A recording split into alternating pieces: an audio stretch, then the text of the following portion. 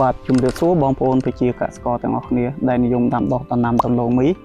ដោយដែលបងប្អូនបានឃើញស្រាប់មកហើយនៅក្នុងជាការដំណាំដំឡូងមីនេះក៏ដូចជានៅតាមបណ្ដាចំការដំឡូងមីរបស់បងប្អូនប្រជាកសិករទាំងអស់គ្នា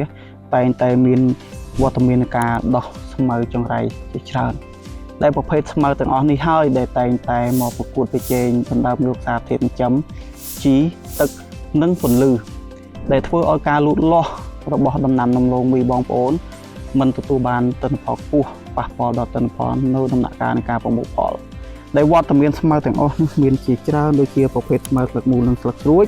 មានស្មៅស្លឹកស្រួចយើងឃើញនៅនេះជាក់ស្ដែងមានស្មៅគល់ក្រហមស្មៅជើងតុកែយើងមានឃើញមមាញខ្មោចនិងពពួកស្មៅស្លឹកធំជាច្រើនមានវត្តមាននៅទីនេះបាទតើយើងមានផលិតផលអ្វីដើម្បីដោះស្រាយបញ្ហាទាំងអស់នេះជូនទៅបងប្អូនប្រជាកសិករថ្ងៃនេះផងដែរខ្ញុំសូមណែនាំផលិតផលមួយឈ្មោះថាការ៉ាកាតេគឺជាថ្នាំដែលអាចកម្ចាត់ស្មៅទូទៅនៅក្នុងចម្ការរបស់បងប្អូនទាំងអស់គ្នានៅលើដំណាំដំឡូងមីវាគឺជាប្រភេទថ្នាំបាញ់ស្រោចដែលមិនប៉ះពាល់ទៅដល់ការលូតលាស់របស់ដំណាំដំឡូងមីអាចកម្ចាត់ស្មៅទូទៅបានយ៉ាងមានប្រសិទ្ធភាពប្រសិនបើបងប្អូនមានចម្ងល់លើការប្រើប្រាស់ជីថ្នាំកសិកម្មជាពិសេសនៅលើដំណាំដំឡូងមីបងប្អូនអាចតាក់ទងមកតាមเพจរបស់ក្រុមហ៊ុនដែលមានឈ្មោះថា